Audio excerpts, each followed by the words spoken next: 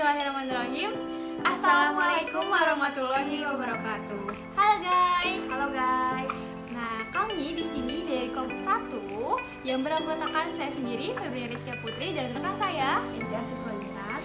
Kami di sini beranggotakan 4 orang guys. Yang pertama ada saya sendiri, Febrian Rizkia Putri, dan rekan saya, Dentia Sukolintan. Lalu yang selanjutnya ada Asyifa Dewi Karisma dan Ani Suryani.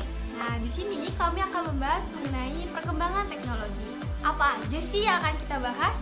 Yuk, next video.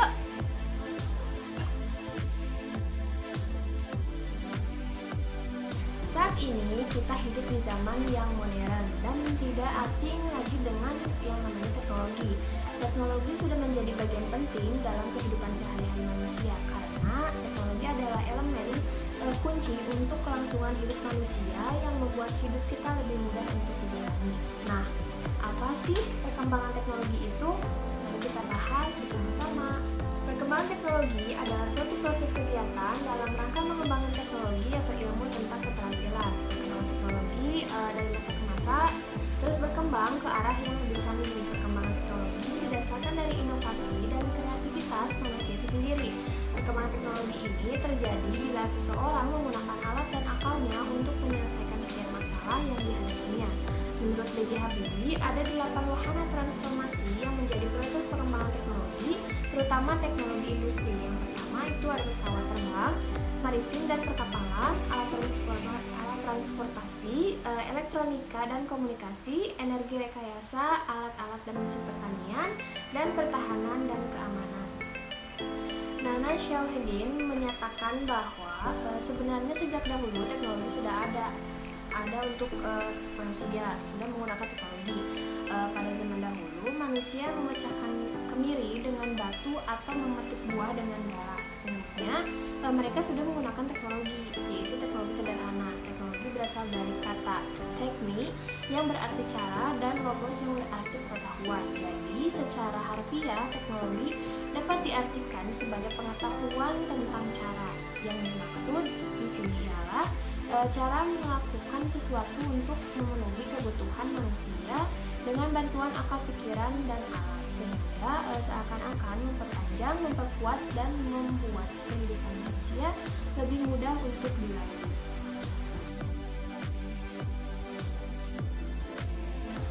Konsep-konsep ilmu alamiah dasar terbentuk dari keingintahuan mengenai sesuatu yang belum diketahui orang. Keingintahuan itu menuntun ke arah mencari prinsip atau teori yang dapat diperoleh dari hasil kajian, yaitu melalui percobaan.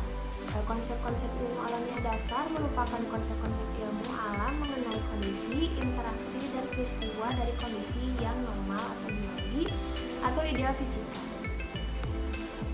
Konsep-konsep itu sengaja disusun secara ideal atau normal agar berlaku umum, yang berarti dapat digunakan kapan saja dan di mana saja. Keberlakuan umum konsep-konsep tersebut luas sehingga berfungsi sebagai konsep-konsep dasar bagi terapan dan teknologi. Teknologi dapat dibentuk dari ilmu alamiah dasar, tetapi dapat juga terbentuk tanpa ilmu alamiah dasar. Teknologi tanpa ilmu alamiah dasar dapat diibaratkan sebagai mobil yang mesinnya hidup dan bergerak maju, tetapi tanpa sopir. Betapa berbahayanya mobil itu karena dapat menabrak apa saja yang ada di depannya. Jika ada sopir di dalam mobil itu, sopir akan mengendalikan mobil sehingga mobil itu aman dan bermanfaat bagi manusia. Sopir itu adalah ilmu alamiah dasar. Jadi, ilmu alamiah dasar ada dalam teknologi dan mengendalikan teknologi sehingga teknologi aman dan bermanfaat bagi manusia.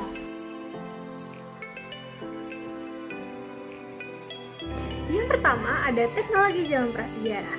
Prasejarah adalah masa di mana manusia hidup sebelum mengenal tulisan. Mungkin kita sering mendengar nih penemuan api pada manusia zaman dahulu.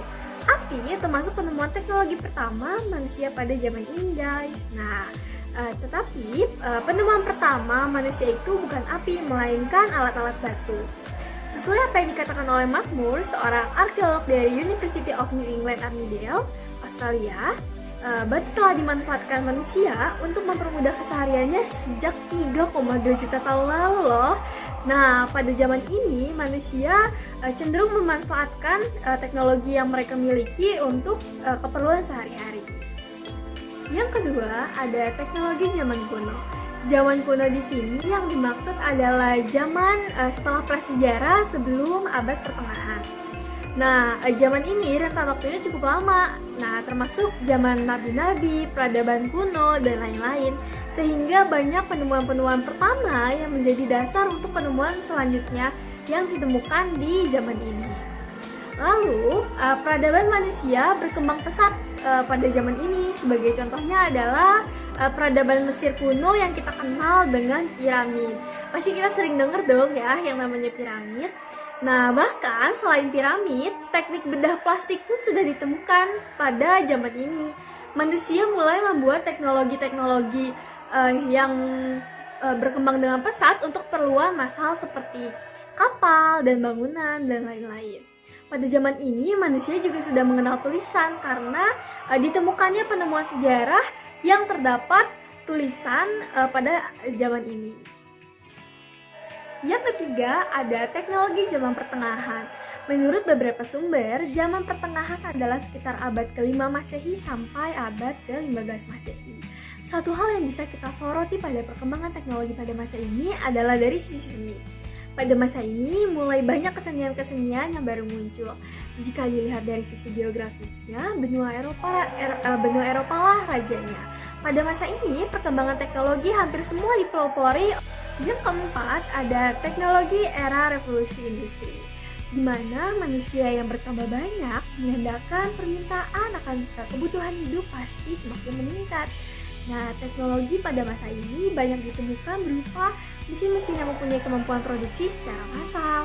Nah, perkembangan teknologi pada masa ini juga tentunya merubah perilaku sosial seseorang, di mana sebenarnya tidak ada periode waktu tertentu untuk era revolusi industri. Yang kelima atau yang terakhir, adanya perkembangan teknologi abad 20 hingga saat ini. Saat ini teknologi bukan lagi untuk membantu manusia untuk mencukupi kebutuhannya loh, tetapi saat ini teknologi mulai diciptakan untuk memanjakan manusia atau untuk dijadikan simbol sosial. Contoh yang paling sederhana kita ambil adalah mobil. Awal penciptaan mobil adalah untuk mempercepat manusia menempuh perjalanan jauh. Itulah beberapa pembabakan perkembangan teknologi yang jika kita lihat polanya, semakin lama teknologi bukan hanya membantu kehidupan manusia, tapi mulai perlahan menggeser dan menggantikan kehidupan manusia.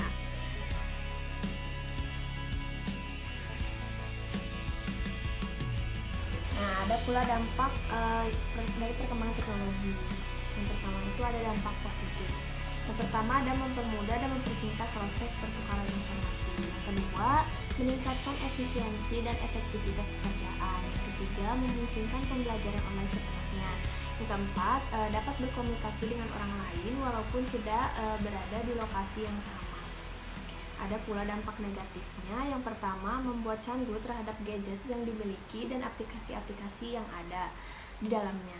Yang kedua, berkurangnya sosialisasi antar manusia karena terlalu fokus kepada dirinya yang berinteraksi dengan teknologi. Yang ketiga, meningkatkan jumlah pengangguran karena semakin banyak perusahaan yang menggunakan teknologi dibandingkan manusia.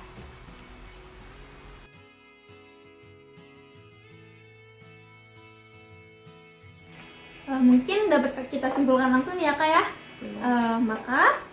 Maka perkembangan teknologi itu ya sangat berpengaruh bagi kehidupan manusia, terutama dalam hal pendidikan ya, ya. Sekali.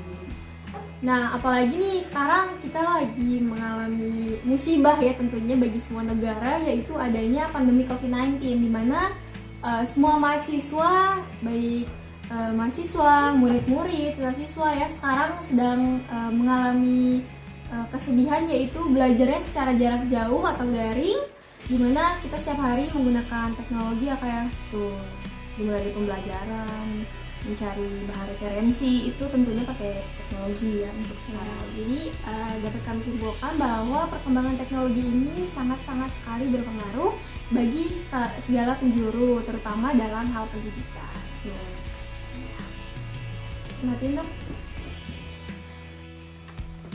Nah guys, mungkin cukup sekian dari pembahasan mengenai perkembangan teknologi yang telah dipaparkan oleh kelompok 1. Nah, untuk saran dan komentar, boleh komentar di bawah. Saran dan masukan kalian sangat berharga bagi kelompok kami. Mungkin cukup sekian. Wabillahi taufiq wal hidayah. Wassalamualaikum warahmatullahi wabarakatuh.